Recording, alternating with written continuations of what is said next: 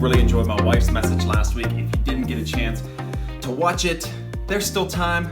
Go to the youth group page on the YouTube channel of Hill City and you can check it out. But today, man, I'm fired up. I got a topic for us that I think is really going to release some of you. It's going to change some of your lives.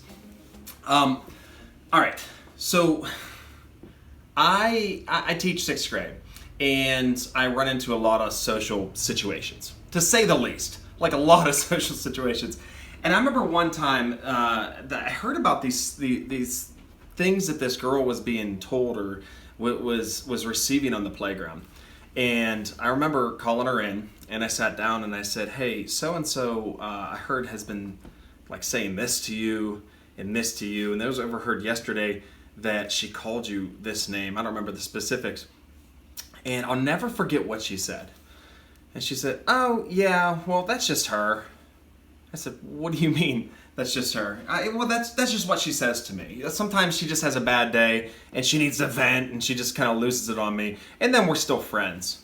And I was taken back, like, kind of looking at the situation from far away. And I said, I don't know if she's truly your friend, if this happens a lot. And she looked a little confused and said something to the effect of, I think you might be tolerating a relationship that you might need to be terminating. This doesn't sound like it's good for you. It doesn't sound like these things being told to you are pretty horrific. It sounds like you might be tolerating something that you might need to terminate. Today we're going to be talking about what the enemy's voice in our head looks like, feels like, and what do we do about it? Man, because I'm afraid that I'm afraid a lot of us tolerate things that we should be terminating.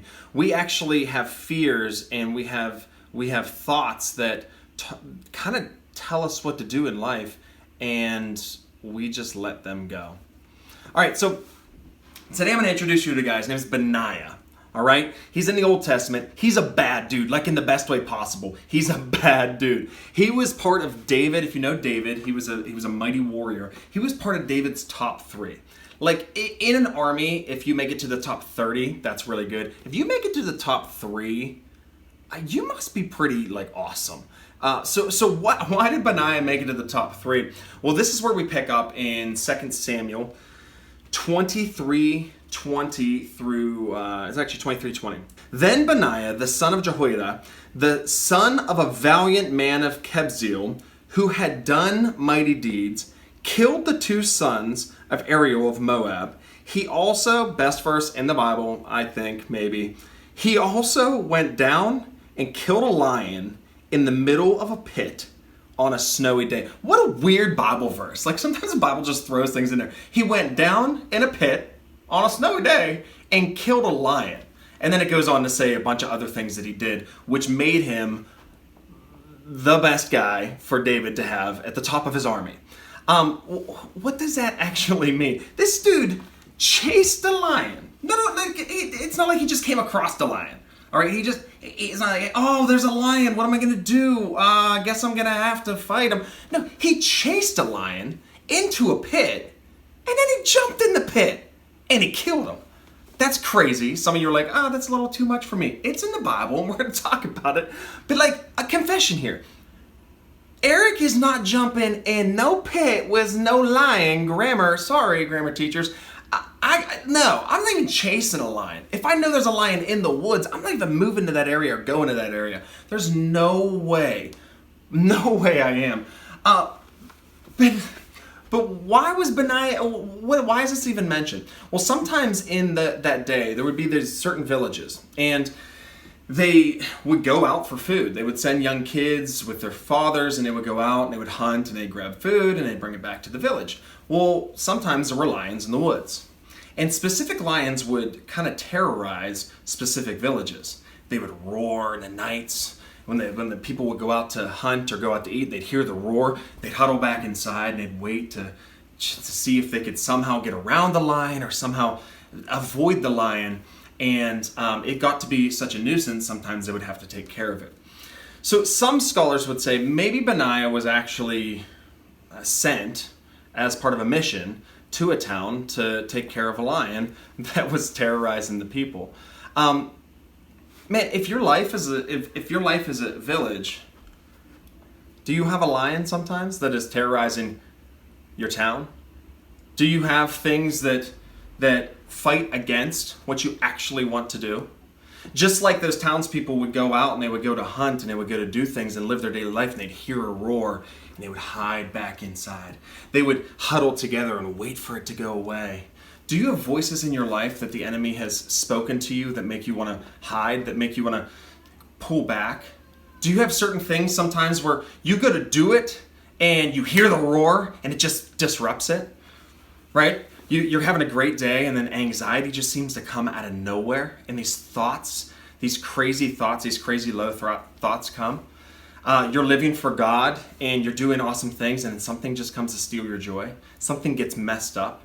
You make a friend and you have a great relationship with that friend, and then you don't get put in class with them next year or the following year, and you lose that friend. How about if you have a dream to pursue? Like you just have this crazy, like, I want to be a worship leader. I want to be a pastor someday. I want to go on a mission trip. I want to go to PA school. I want to go be a doctor someday. You have these dreams that God has put in your heart, but then there's this roar, there's this fear that stops you. You see, the Bible says in 1 Peter 5:8 that the devil is like a roaring lion who prowls around. You notice it says that he roars first before he prowls and then attacks a Christian. Why? I think he wants to see what you're going to do. Because a lot of us, we actually get defeated by the roar before we ever even get defeated physically by the lion. You see, the devil does not want to fight a Christian that doesn't explicitly express fear at his roar. He doesn't want to waste his time on you if he knows that you have the weapons to fight back. He doesn't want to waste his time on you. He likes people that are going to tolerate him. He likes people that he can terrorize. He likes tearing down and killing dreams. It says in the Gospels, Jesus says that he's a thief and he comes to steal, kill, and destroy. He comes to steal your dreams, kill your energy, and destroy your life. That's what he wants to do. Man, some of you have even gone to the extent of you don't tolerate the devil, but you just push him into a corner of your life without taking care of him. You push him into an area, right? So what did Benaiah do? He chased the lion into a pit. Well, some of you look at that and say, well, I'm not jumping down in the pit. Like, I'm not getting in there.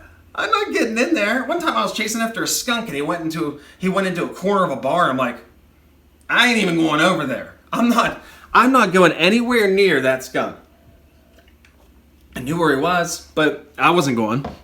Right? So some of you have, like Benaiah, you've chased a lion. You're like, I'm going to take care of you and just put you in the corner of my mind. Right? You can't get out and hurt me anymore.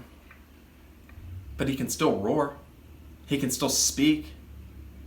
Your village people might not have to worry about him actually physically attacking them, but when they hear his roar, do they still get scared? Right? Have you tried to just cover up things that you're dealing with?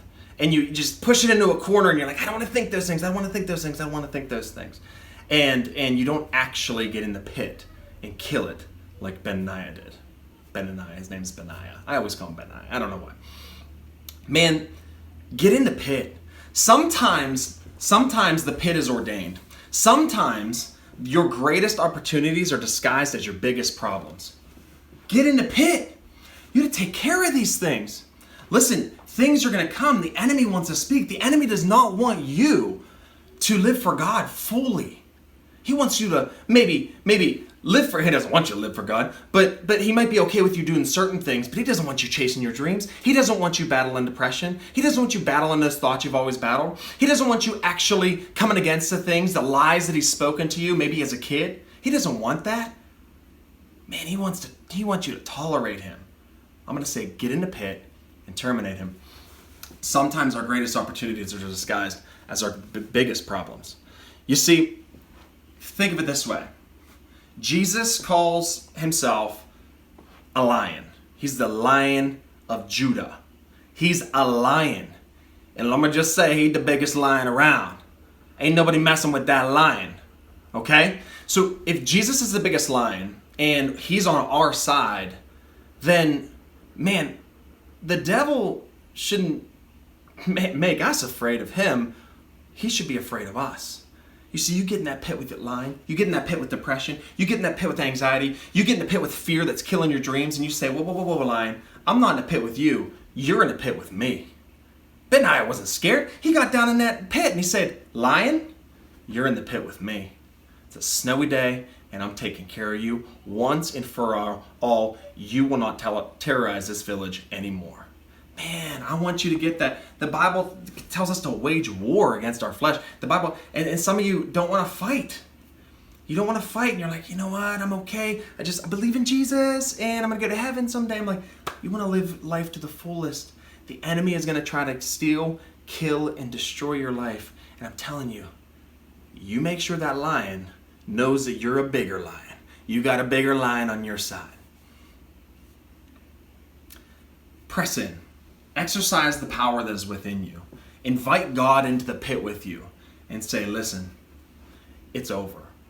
I'm going to press in, pray up, and I'm going to face my fear. Because my greatest blessings are on the other side of this pit. My greatest accomplishments are on the other side of this pit. My freedom from whatever it is that's been roaring around the village of my mind, the freedom from that is on the other side of this pit. He that is in you is greater than he that is in the world. He's a bigger lion. Do not run. Do not hide. Do not tolerate what you should terminate. Don't be afraid. And if that lion comes back or he has friends that come back later, you chase them into a pit too. Listen, I believe in you. Students, I believe in you. You have the power to do mighty and great things in this world, especially in the day and age we're in right now. You're going to have dreams that come up in your heart, and I do not want them to get stolen because there's a lion in the woods raging his roar and trying to scare you. You walk around with confidence, and anytime the devil speaks to you, anytime the enemy speaks to you, you speak back and say, greater is he that is in me than he that is in the world. I have a bigger lion on my side. Welcome to the pit. You are in the pit with me. Guys, you're awesome. You're awesome. I had that word on my heart today, and I wanted to share it with you, and I hope it set some of you free. Hopefully we can get together soon. Until then, you have two options. If you're in high school, we have Zoom Bible studies going every week with Mitch and Leah. You can find information below. And you also have Zoom Bible study every other week going with middle school. And you can also find information below. Guys, have a great time. Press into God. Grow in God. Do mighty and great things. And I love you. I'll see you soon.